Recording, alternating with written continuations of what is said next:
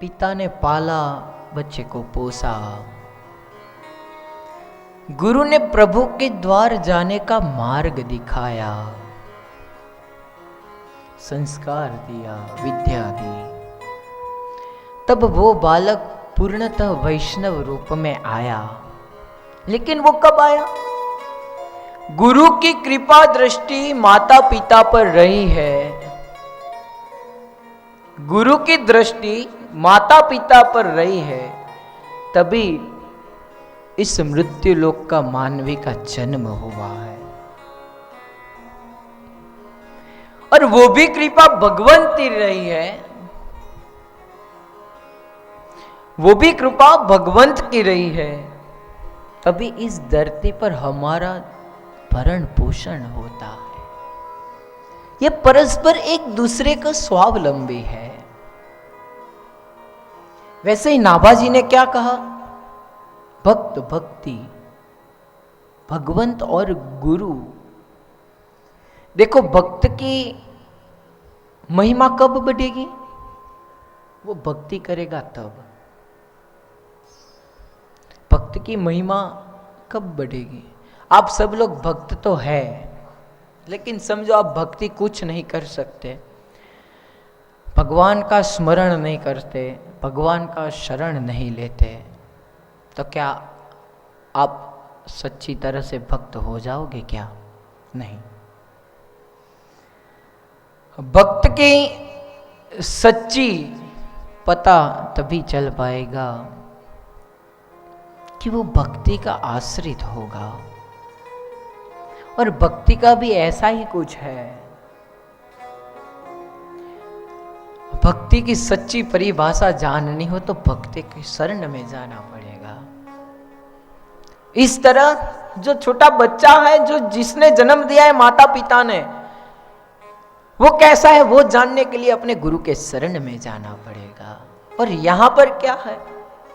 भक्ति को जानने के लिए भक्त के चरण में जाना पड़ेगा, वहां पर गुरु के चरण में जाना पड़ेगा। भगवंत और गुरु, गुरु के माध्यम से भक्त और भक्ति की दोनों की महिमा जानी जाती है।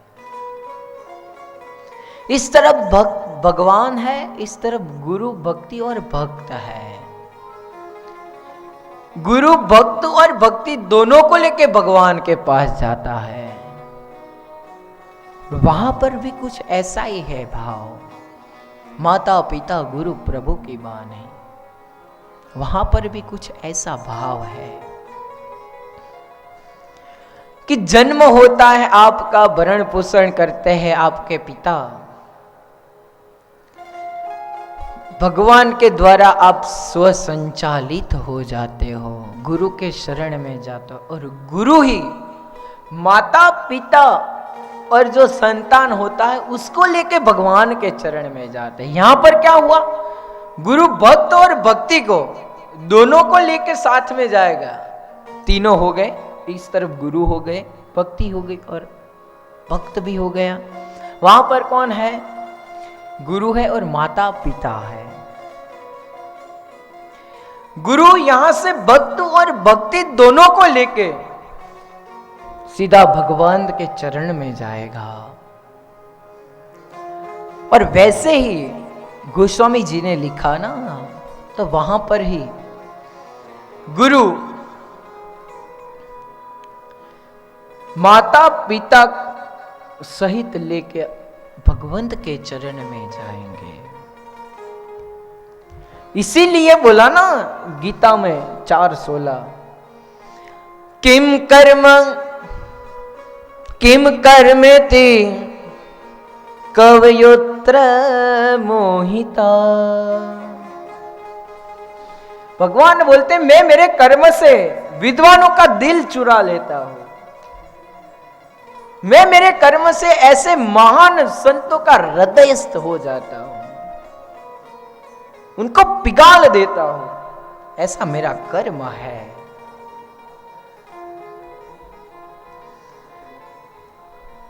आपने कभी दही का मंथन किया है क्या?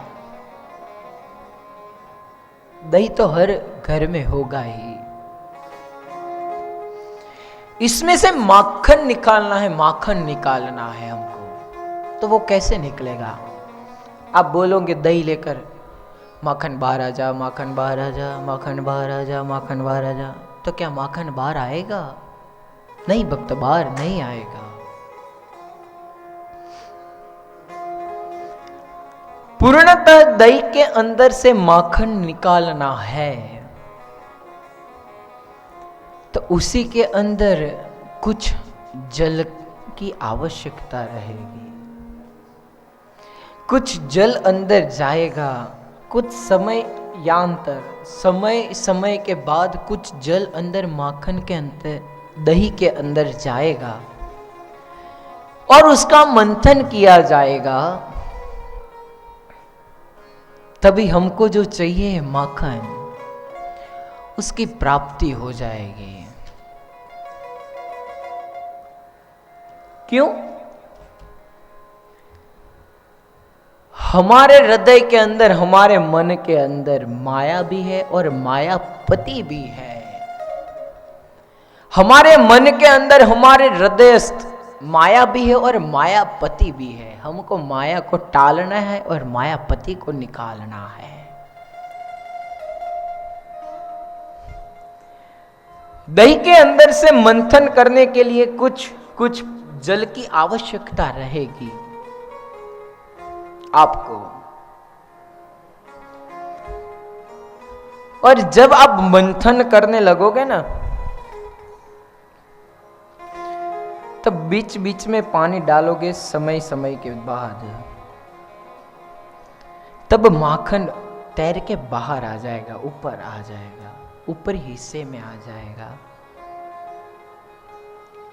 और वैसे ही हमारे हृदयस्थ, हमारे मन के अंदर माया है, मायापति भी है। हमको मायापति को खोजना है, मायापति के शरण में जाना है। तब जब दही के अंदर आप जल की आवश्यकता रखते हो, तो हमारे अंदर रहा जो मन है, उसका मंथन करने के लिए आपको भी भगवान के द्वार, गुरु के द्वार कुछ पानी, जल की आवश्यकता दही को रहेगी। वैसे ही हमारे जीवन को पवित्र करने के लिए, मायापति के शरण में डालने के लिए, गुरु के आश्रित, गुरु ने दिया हुआ मार्ग पर, गुरु ने संस्कार दिए होंगे, गुरु ने बताया होगा कि ये प्रभु का मार्ग है, उसी राह पर स्मरण करना पड़ेगा। तभी हमारे हृदय के अंदर रहा जो मन के अंदर मायापति का स्थान है ना, वो बहुत ऊंचा आ जाएगा। क्योंकि एक बात है भक्तों, दही के अंदर से आप मंथन करते हो, जल डालकर माखन ऊपरी हिस्से में आ जाता है। आप अच्छा श्रवण करते हो, आप श्रवण करते करते बस आप मायापति के शरण में जाते हो। तब क्या होता है, उस तरफ देखो। यह आपको ऐसे सीधे समझ में आ जाए, इसलिए मैं थोड़ा लौकिक दृष्टि से मैं आपको बता रहा हूं कि इसी तरह कुछ भगवान का भाव उत्पन्न करो। दही का मंथन हो गया, माखन हमने निकाल लिया, फिर आपकी इच्छा होगी कि इस माखन को इस छाछ के अंदर फिर से मिश्रित कर दे, तो क्या हो पाएगा भक्तों? माखन निकला हुआ जो छाछ में से निकला है, जो छाछ में से निकला है, उसी छाछ में क्या मक्खन मिश्र होगा भक्तों? नहीं।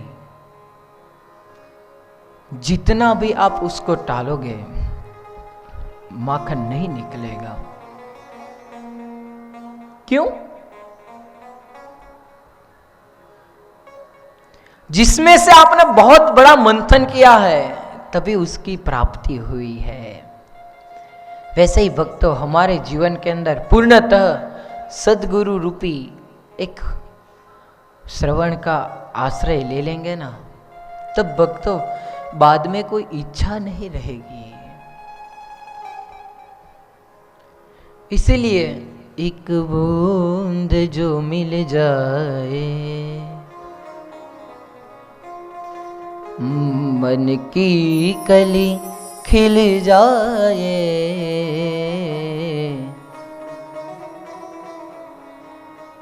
एक बूंद जो मिल जाए। ऐसे भाव है, बस राधा रानी के शरण में जाओ, राधा रानी के चरण में जाओ। क्योंकि ये मन का है ना, मंथन करना वो इतना सस्ता नहीं है भक्तों। इसीलिए भक्त का भाव रहता है, यह मन बड़ा चंचल है, कैसे तेरा भजन करूं, जितना इसे समझाओ, जितना इसे समझाओ, उतना ही मचलता है। इस मन की इतनी व्याकुलता है कि जितना एक स्प्रिंग होती है ना, स्प्रिंग, अब जितना इसको ऐसे दबाओगे ना उतना ही जोर से छटकेगा, आपके हाथों से फिसल जाएगा।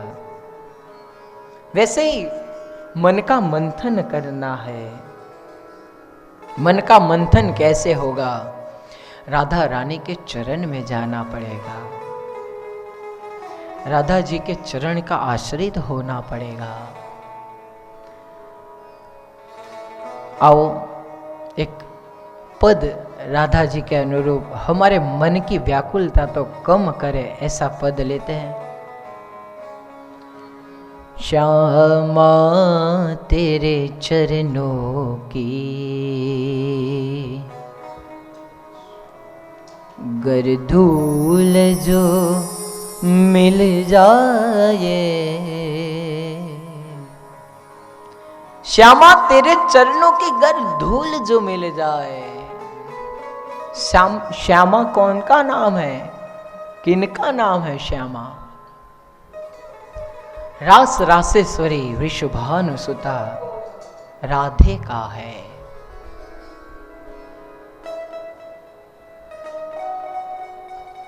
राधा नाम लेते ही सबकी व्याधा टल जाती है। इसीलिए बोलते हैं श्यामा तेरे चरणों की गर धूल जो मिल जाए। फिर क्या? सच कहता हूँ श्री राधे, सच कहता हूँ श्री राधे, तकदीर बदल जाए। श्यामा तेरे चरणों की गर धूल जो मिल जाए, श्यामा तेरे चरणों की। ऐसे राधा रानी को विनती करते हैं बार बार, हे मां, हे रास रासेश्वरी, हे पतित पावनी, हे करुणामयी राधे सरकार, आपकी चरण रज बस हमको सिर्फ मिल जाए तो हमारा जीवन भी, हमारा जो भाग्य है ना वो भी बदल जाता है। इसीलिए श्यामा तेरे चरणों की राधे तेरे चरणों की गर धूल जो मिल जाए, सच कहता हूँ श्री राधे, सच कहता हूँ श्री राधे, तकदीर बदल जाए। श्यामा तेरे चरणों की, श्यामा तेरे चरणों की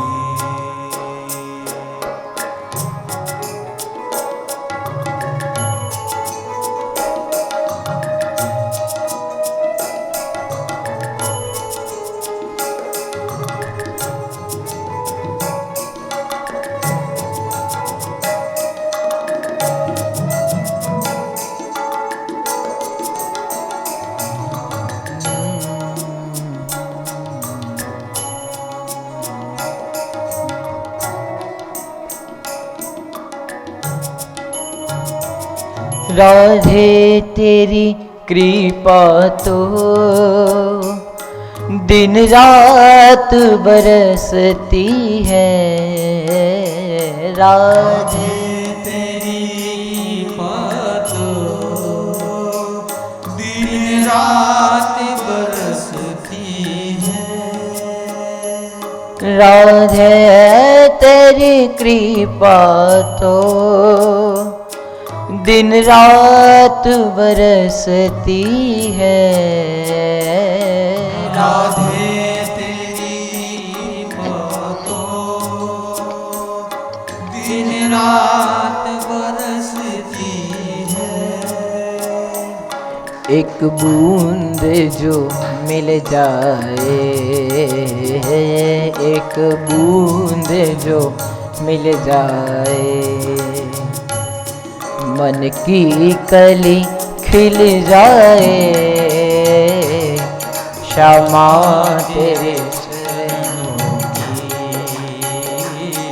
राधे तेरे चरणों की। राधे तेरी कृपा दिन रात बरसती है। वो कृपा मापन में नहीं आता। आशीर्वाद मापने का कोई थर्मोमीटर नहीं है। कृपा प्राप्त होती है, उसको मापने का कोई यंत्र बना ही नहीं है भक्तों। लेकिन राधा जी को ऐसे बड़े भाव से कहते हैं क्या, राधे तेरी कृपा दिन रात बरसती है। लेकिन क्या, एक बूंद जो मिल जाए, एक बूंद जो मिल जाए, फिर क्या होता है, इस मन की कली खिल जाती है। कितने दिनों से आपने जो पौधा बोया है उसको जल नहीं मिलता तो वो ऐसे ही मर जाता है।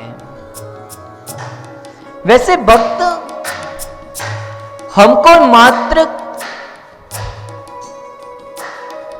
सिर्फ और सिर्फ राधा जी की करुणामयी सरकार से एक भक्तिमय बूंद प्राप्त करनी है। एक भक्तिमय बूंद की इच्छा रखनी है। वो भक्तिमय बूंद से मन की कली खिल जाती है भक्तों। जब मन की कली खिलती है ना तो समझो भक्तों, श्री धाम वृंदावन जाने का मन करता है, राधा रानी के चरणों में बैठने का मन करता है। और फिर क्या होता है, मन की कली किस लिए खिलानी है, मन की कली को किस लिए स्फूर्ति में रखना है। मन की कली जब खिल जाती है इसलिए कि मन बहुत चंचल है।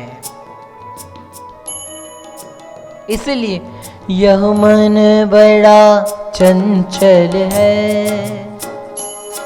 कैसे तेरा भजन करो।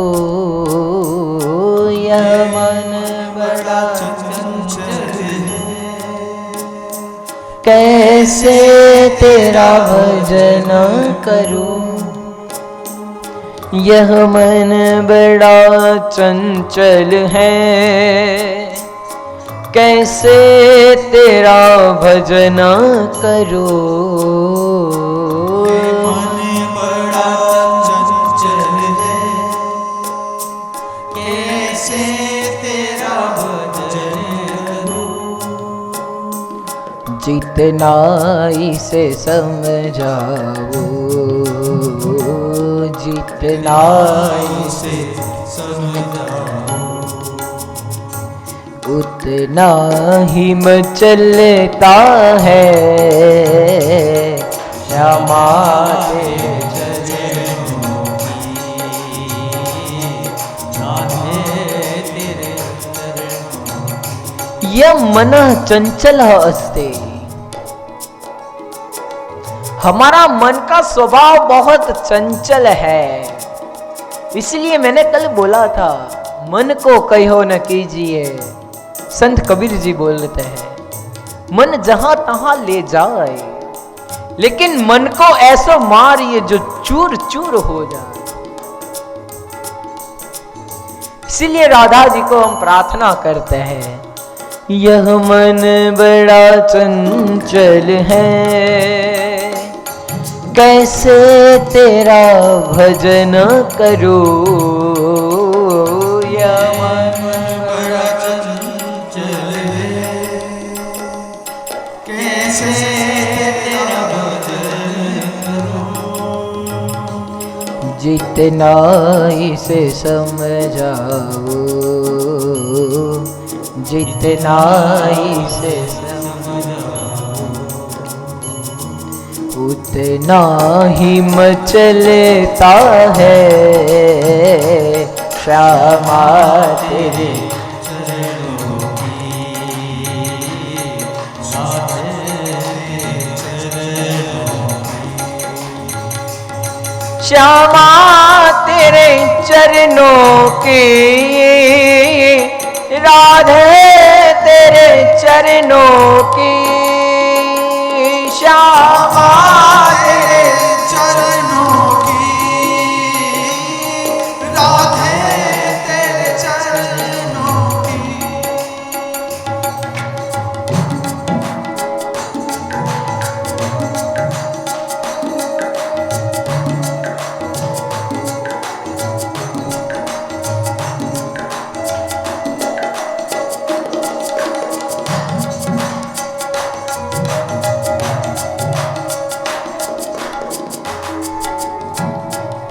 नजरों से गिराना ना, चाहे जो भी सजा देना। नजरों से गिराना, चाहे जो भी सजा देना। हे राधे, हे रासेश्वरी, हम आपके दास हैं, आपके चरण की रज का आश्रय लेना चाहते हैं। बस एक बार हमें आपकी झांकी होनी चाहिए। आपकी झांकी करा दो राधे। लेकिन वो भी ना हो पाए तो आपके नजर के अंदर हमारी जो छवि है, हम दासों की जो छवि आपके अंदर है, वो कभी निकालना मत राधे। इसीलिए बोलते हैं नजरों से गिराना ना, चाहे जो भी सजा देना। नजरों से गिराना, जय श्री राधे। चाहे जो भी सजा देना। एक बार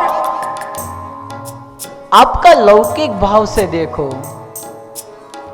आपने कुछ काम कुछ व्यक्ति को दिया है पूरा विश्वास करके कि भाई ये काम तुम मेरा कर देना, और वो भाई वो व्यक्ति आपके पर विश्वासघात करता है ना, तब वो मन से उतर जाता है लेकिन नजरों से भी निकल जाता है, और नजर से जो निकलता है वो मन से भी निकल जाता है। और जैसा आपका भाव इस व्यक्ति पर रहेगा, ऐसा ही कुछ भाव हमारे पर रासेश्वरी न करे, ऐसा हमको ख्याल रखना चाहिए भक्तों।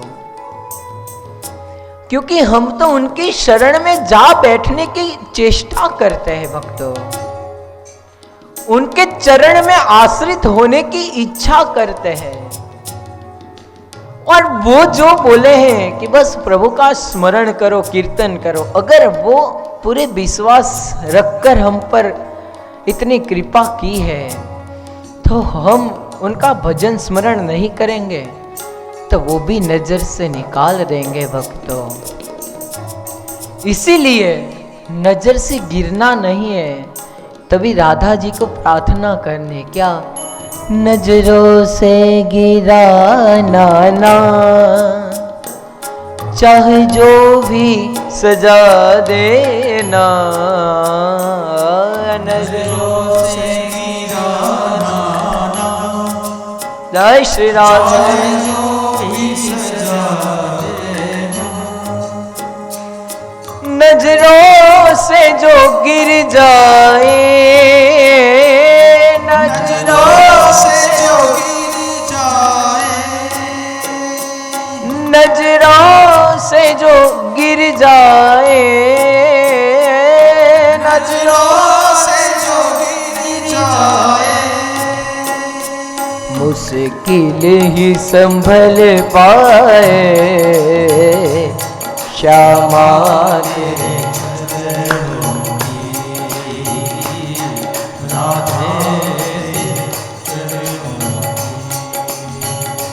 श्यामा तेरे चरणों की गर धूल जो मिल जाए, राधे तेरे चरणों की, श्यामा तेरे चरणों की,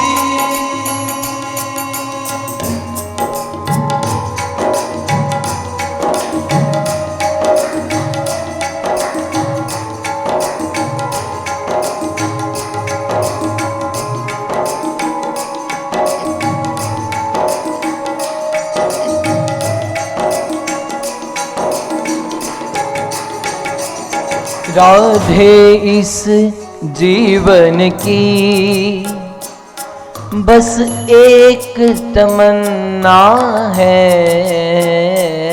राधे इस जीवन की बस एक तमन्ना, किसी के जीवन में कुछ न कुछ प्लानिंग होता है, लेकिन जो भक्त होते ना उसका भाव कुछ ऐसा होता है, राधे इस जीवन की बस एक तमन्ना है, राधे जय श्री राधे, बस एक तमन्ना है, क्या तुम सामने हो मेरे, तुम सामने हो मेरे, तुम सामने हो मेरे, तुम सामने हो मेरे, मेरा दम ही निकल जाए, श्यामा तेरे चरणों की, जय श्री राधे,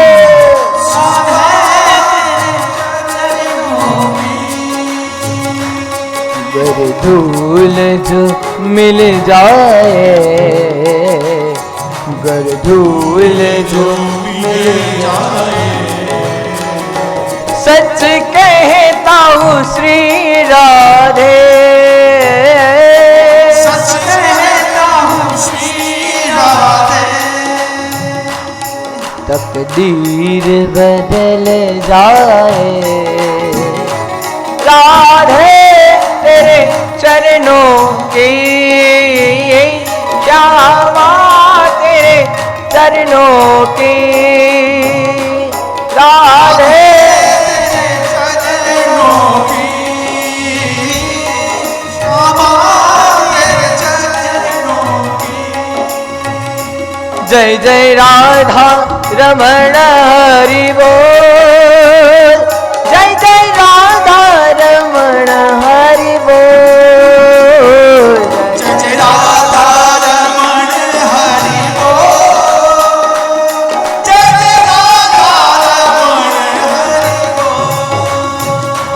भक्त को ऐसे ही बस जैसे नाची थी बाई मीरा, जैसे नाचे थे भक्त नरसिंह मेहता, जैसे नाचा गोरा कुंभार, जैसे नाम लिया जना बाई ने, वैसे ही भक्त को भाव रखना चाहिए और उनका शरण लेना चाहिए। जय जय राधा रमण हरि बोल, जय जय राधा रमण हरि बोल, जय जय राधा हरि बोल, जय जय राधा रमण हरि बोल। राधा रमण जी का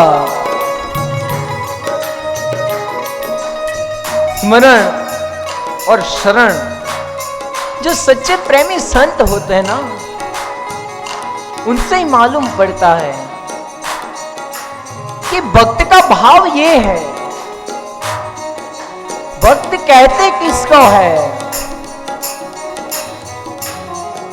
ऐसे ही पवित्र भक्त, ऐसे ही पूर्णतः संत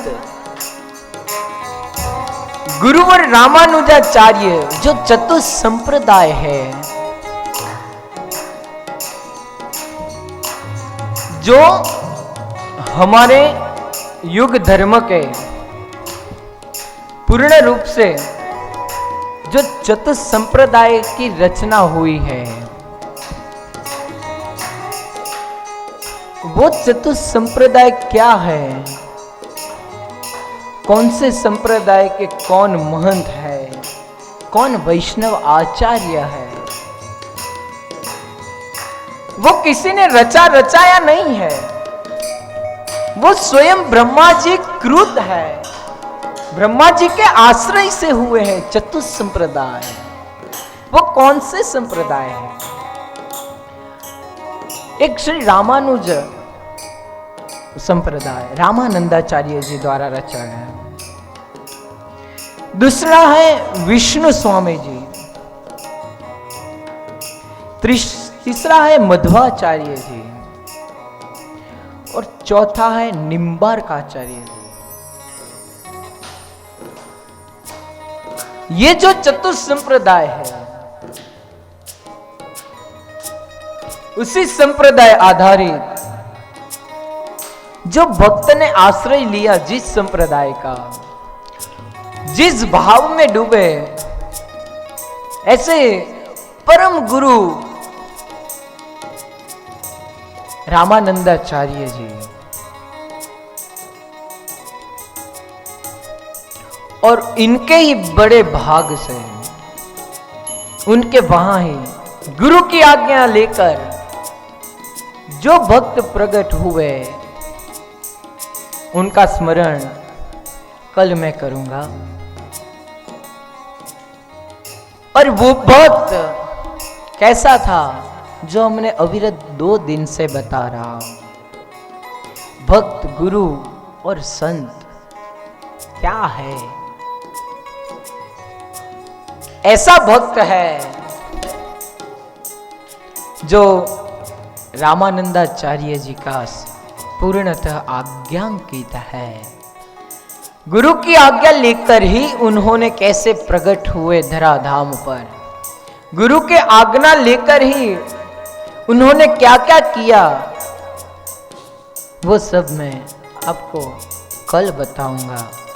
लेकिन अभी प्रभु के चरण में बैठे हैं, प्रभु के शरण में है, तो क्यों ना हम उनका हरिनाम संकीर्तन करें।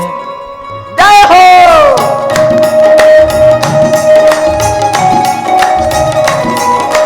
हरि बोल। जय जय राधा रमण हरि बोल, जय जय राधा रमण हरि बोल, जय राधा रमण हरि बोल, हरि बोल, जय राधा रमण हरि बोल, जय जय राधा रमण हरि बोल, जय जय राधा रमण हरि बोल।